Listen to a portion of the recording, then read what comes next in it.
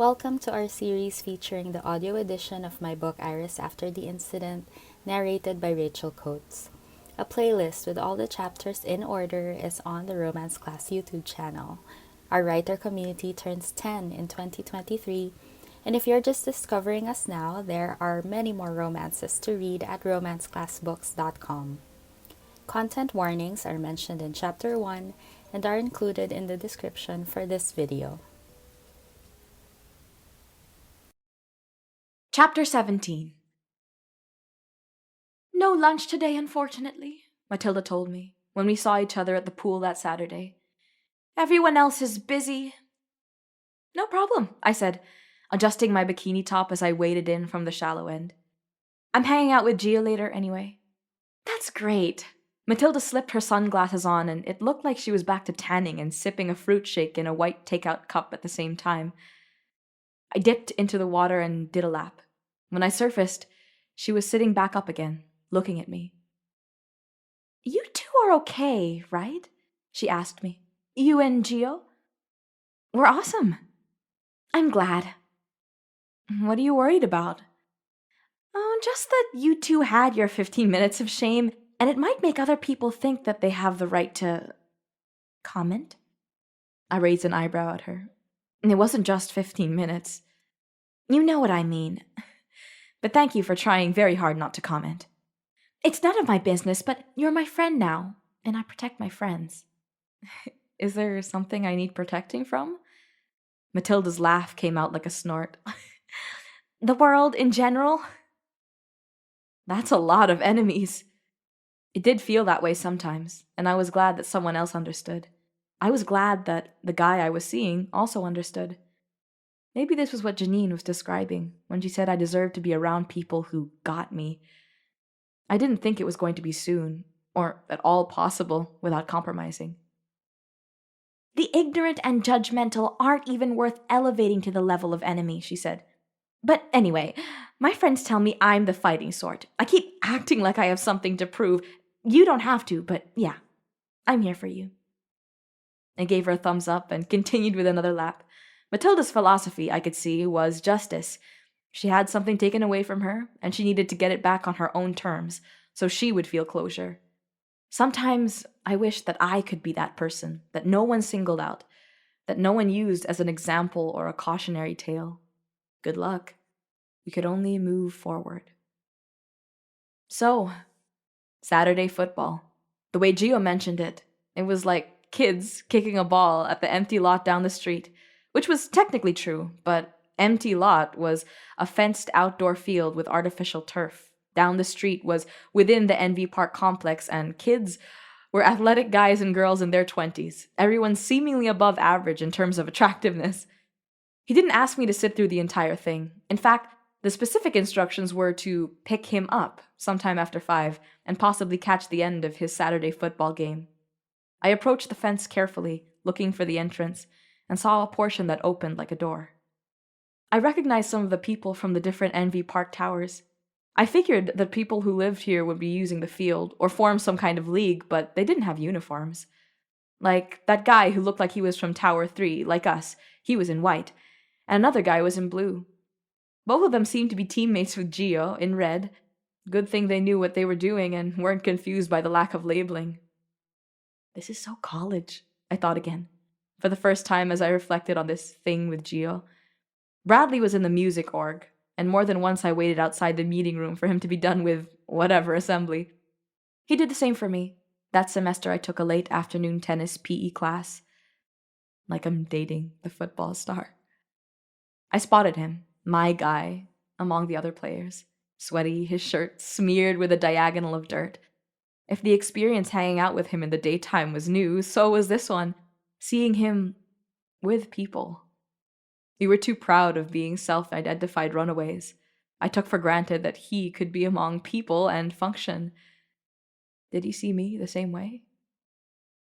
Later, I met the football gang, Damon, Andrea, and Ethan.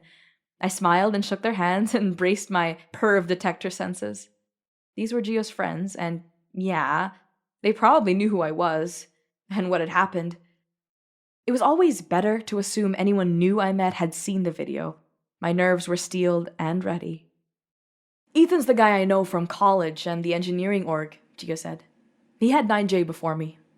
Oh, cool, I said. It's a nice place, but you're still in the building? I live with my girlfriend, Ian replied. In 10J. All right above, said I, Captain Obvious. I know, Gio said, rolling his eyes. His friends did variations on laughing and smiling at Gio's exaggerated annoyance, and oh, this was an old joke. His friends joked about being in the room underneath the one your friend is probably having sex in. It took me a beat to decide if I was going to be uncomfortable with this, and I wasn't. Nice to meet you, Iris, Andrea said, and she was fixing her bag while she said it, so I didn't notice how she was looking at me. Want to join us for dinner? We're going to the Katsu place in the new building. All eyes, including the blue ones, landed on me. Actually, I haven't asked Iris where she wants to go, Gio said. Give us a sec. You haven't asked her because you don't have a phone, Andrea snarked. You can't leave messages in bottles when you're dating someone, Mela. Do you want katsu, Iris? Gio asked. The unlimited salad makes it all worth it, Andrea added. Did I want katsu was also, did I want to know his friends? Did I want to be a part of this group? Did I want to be a part of his social circle? Any kind of social circle where we'd have to be somewhat public about being together? Yes, I said. Katsu sounds delicious. I'll pay for it. No, you won't. You're not playing without a shirt, Damon insisted. While this argument between Gio and Damon was going on, I'd been silent, savoring the breaded fried chicken goodness in my mouth, but yeah, then I needed to giggle a little. Nothing like guys taking something too seriously. I'm using my own damn shirt, Gio retorted. Don't make me look like shit, Damon was saying. Captain can't even get all his team a shirt. I'm paying for it. We're using it once, Gio said. I'm not paying for something I'll wear once. It's a shirt. Use it again 2,000 times. I don't care. I'm paying for it. You're welcome. This was circuitous and went on for a little too long. Andrea and Ethan were already in a side conversation about Ethan's girlfriend and where she was that day, and I was eating my katsu. You're okay, right? Suddenly, Andrea was asking me something, drawing me into her side of the noise. Me? I thought she meant my food, which she was concerned about when we first sat down. Yeah, this is perfect. No. Andrea did not mean my food, and her head bobbed in my direction, then at Gio's, beside me, and back to me. You two. You're seeing Gio, right? He was right there, too, as she was saying this. Yeah. And you're fine? Because he's great, but the off-the-grid thing has to be annoying sometimes. I'm fine. Andrea squinted at me, suspicious. He refuses to bring a phone and spend money on anything. He spent money on things. Oh, good. Andrea shrugged. I mean, it's fine if he does it to himself, but I can't sit here and watch you have to go through it, you know? It's icky. I'm fine, I repeated. I can buy myself shirts if that's what you're worried about, even if he doesn't want to. I shouldn't have told you about it, Damon declared to Gio. Should have just given you the thing. You can give it to me, I said, inserting myself right in there. Gio, if you don't want the shirt, give it to me after the game. I'll keep it. That seemed to satisfy his benefactor. Perfect, Damon nodded at me. It's done. You're wearing it at the game against Taylor Global. You play against companies in NV Park? I asked. Damon's really into this, Gio explained. If he were in charge, there would be a real league and it'd be televised. There would be cheerleaders, Andrea added. Sponsorships, Ethan said. Maybe you wouldn't mind that, Gio. I'm not against money, Gio protested. I don't like money with strings. It's honest money, but you have to wear a logo on your chest, Damon teased. It's a neighborhood league. You can't kick me out for not wearing the outfit you like, Escobar. Damon turned to me. We let him hang out with us because he has principles. We need someone with principles around sometimes. You seem like upstanding citizens, I said. Law-abiding, of course.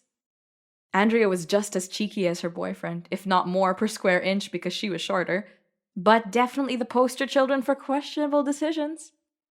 My cheeks burned a little at that. We hadn't talked at all about my incident, but they had to have known. They had to have known that the new addition to their table had a questionable decision or two under her belt. Even him? I pointed to Ethan, who looked like a good guy and was so far quiet. He shook his head. Don't start with me. There's a list. Night swimming was a better option when the night wasn't cold. And that was where Gio and I ended up after dinner with his friends. We had the pool to ourselves as midnight neared, though maybe that was a temporary situation. Saturday night was busy for the pool area, and I wasn't sure if we were lucky that we had chanced upon it empty, or we were just too early. They like giving me a hard time, but they're fun, he was telling me, pulling me to one corner of the pool. Did you know them before you moved here? Just Ethan. And barely. I probably had 3 conversations with him in college. He helped out a lot as org alumni and gave career talks. He gave up a job in San Francisco for his girlfriend. Oh, was that the questionable decision he made? I think at the time everyone thought he was crazy. I shrugged. That he stayed here or that he stayed for love?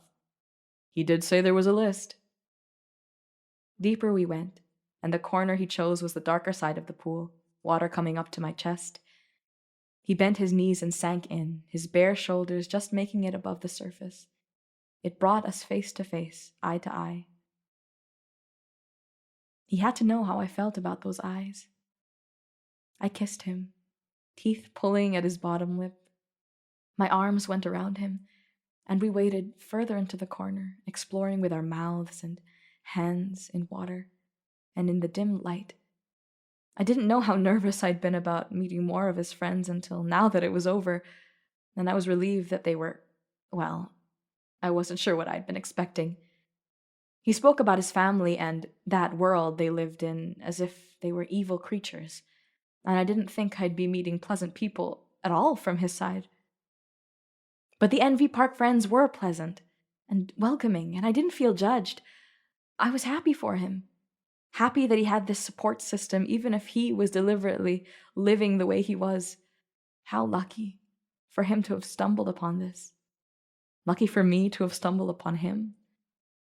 Because for some reason, what I wanted right then and there was a kiss that would make me forget my name, and he seemed to know it. Then the next thing I wanted was more, and he seemed to know that, because his hand had trailed down my back, around my hip, tracing the hem of the bottom of my bathing suit. Yes, I said, without him asking, and he knew that I wanted his finger exactly where it went. I didn't even know how to ask for it, but he knew, and good thing, because it was an amazing feeling. I didn't expect the intensity of it, and I clung to his neck, but he kept his body rigid, his breathing level, his movements all underwater, unseen. But that was it, wasn't it? The possibility of being caught, seen, being watched by someone on a higher floor who just happened to look down. I felt him move slightly, and another finger slid inside me, and I came hard, biting my lip, feeling like I'd drawn blood. Oh my God, I said, catching my breath, collecting the pieces of myself. Oh my God. Yeah? I wanted that, and I didn't know how to say it. He kissed my forehead. I'm beginning to get it. That was chapter 17 of Iris After the Incident, narrated by Rachel Coates. Text and production copyright by Mina Viesguerra. In this chapter, Iris meets Gio's new friend group, and some of them are familiar characters from my book called What You Wanted. Link in the description.